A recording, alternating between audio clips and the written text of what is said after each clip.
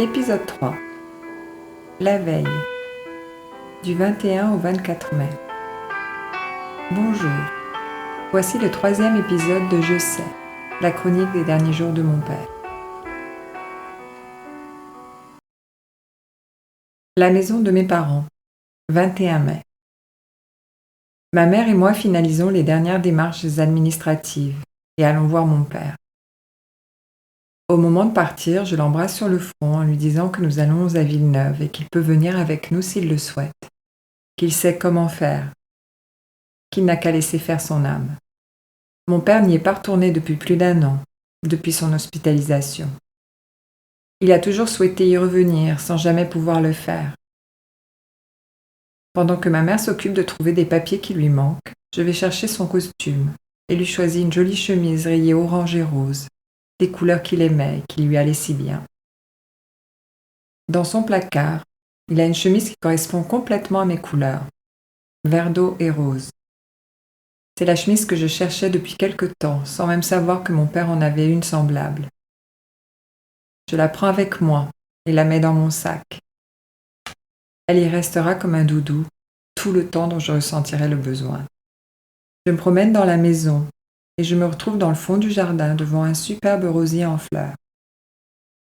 Immédiatement, je repense à ma professeure d'huile essentielle. Quelques semaines plus tôt, elle m'avait suggéré d'associer l'huile essentielle de rose à une rose véritable dans les soins que je ferais à mon père. Je m'approche, je cueille quelques roses, et c'est alors qu'une sensation très particulière m'envahit. J'ai l'impression que mon père est là, tout proche de moi, à côté de moi. Je le sens très présent. C'est un ressenti très fort, une certitude, une impression profonde, quelque chose qui dépasse les mots.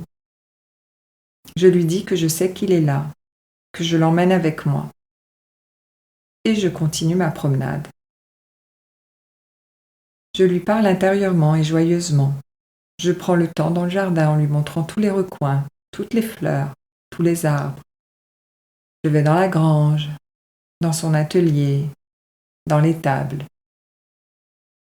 Nous allons dans la maison que je lui fais visiter de fond en comble, jusque dans ces 3 caves du XIIe siècle dont il était si fier. Je m'arrête devant la fresque templière qu'il avait faite au premier niveau de la cave.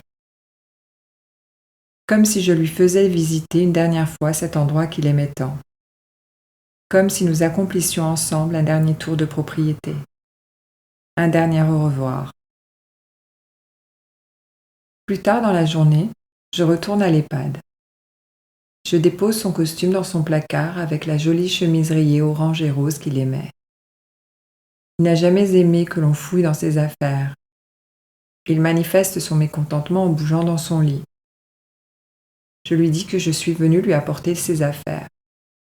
J'ajoute, en allant chercher un verre d'eau pour les fleurs, « Je sais que tu es venu à Villeneuve avec nous. » Je lui approche le bouquet sous le nez pour qu'il le sente et je le dépose sur sa table devant lui.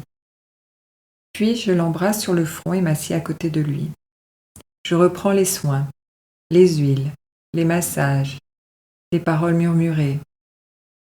Et à un moment, je lui dis simplement « Nous sommes là pour toi et pensons tous très fort à toi. Je suis là avec toi.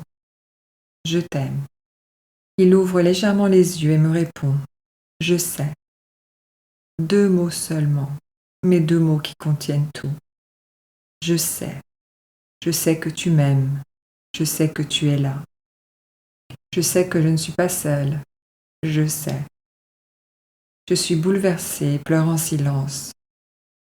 Parce que dans l'état où il se trouve, chaque mot devient précieux. Chaque mot devient un trésor. Je médite à côté de lui en silence en savourant ce qui vient de se passer au plus profond de mon âme. Un peu plus tard, il me fait comprendre en bougeant qu'il a besoin d'être redressé dans son lit. Je vais chercher une aide-soignante. J'entends l'ascenseur. Je cours dans le couloir parce que je sens que c'est elle qui s'en va.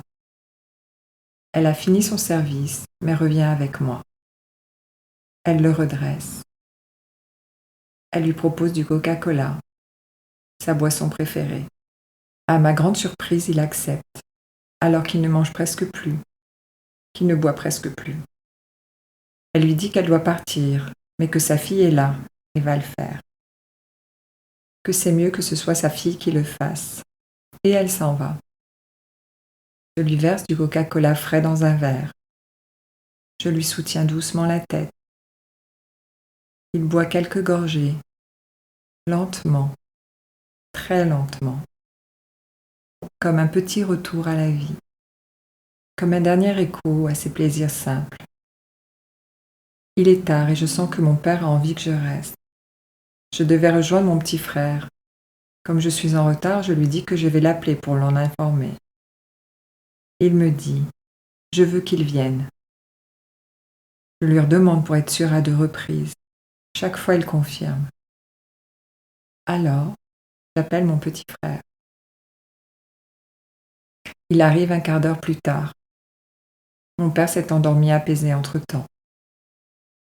Nous sommes silencieux, conscients que la fin est proche, mais soulagés d'être là, ensemble, en silence, dans une présence intense qui dépasse la souffrance que nous ressentons à la perspective de notre séparation prochaine. Je ne veux pas rester seule. 22 mai.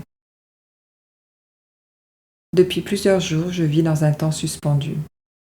Mon père est en soins palliatifs. Nous savons tous que la fin est proche. Nous savons tous que la fin approche. Mais personne ne sait quand, ni comment, ni combien de temps il lui reste.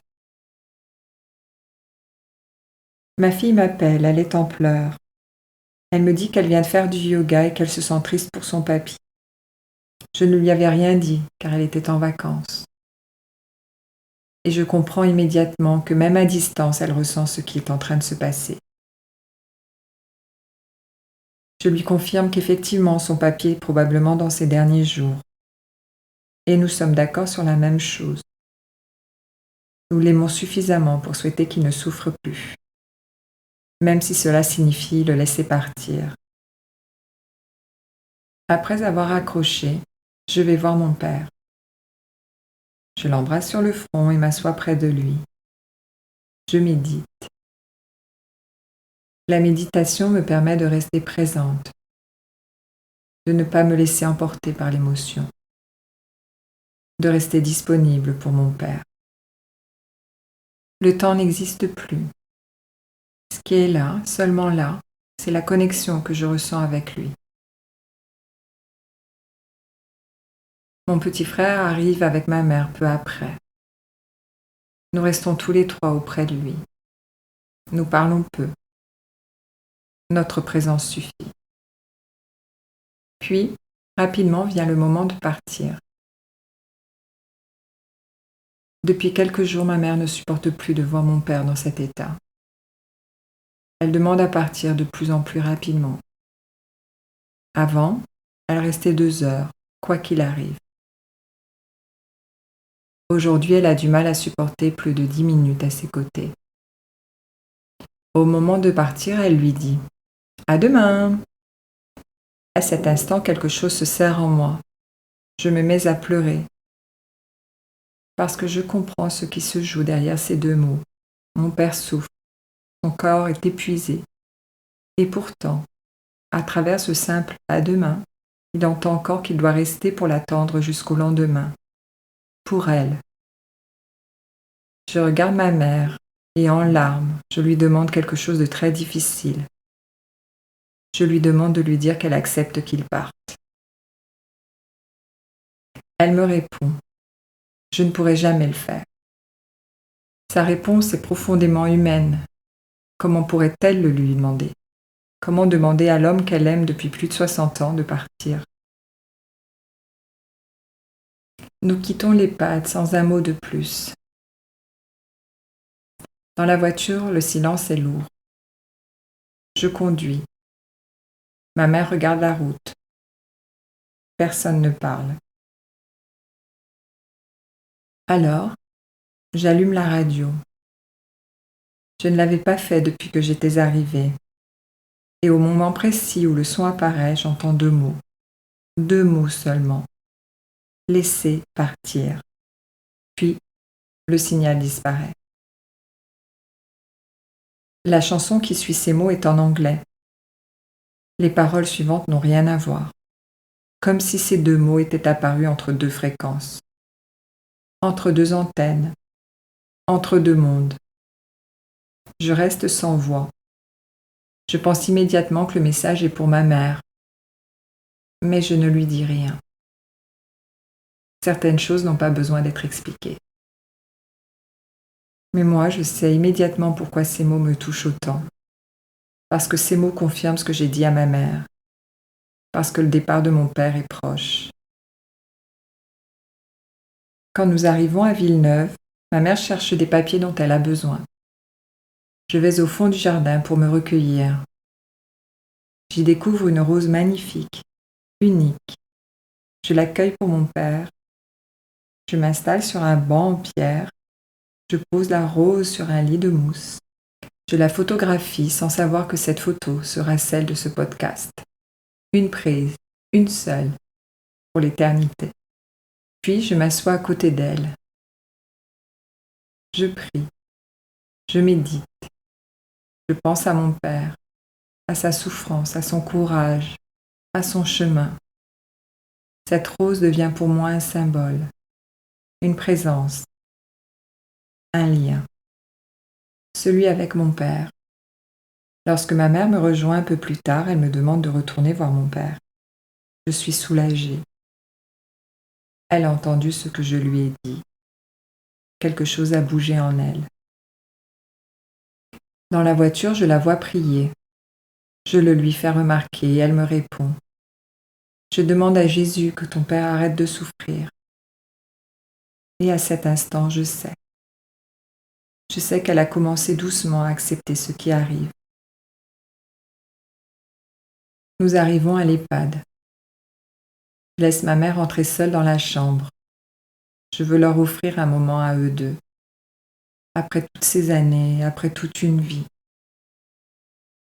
Après toute leur vie ensemble.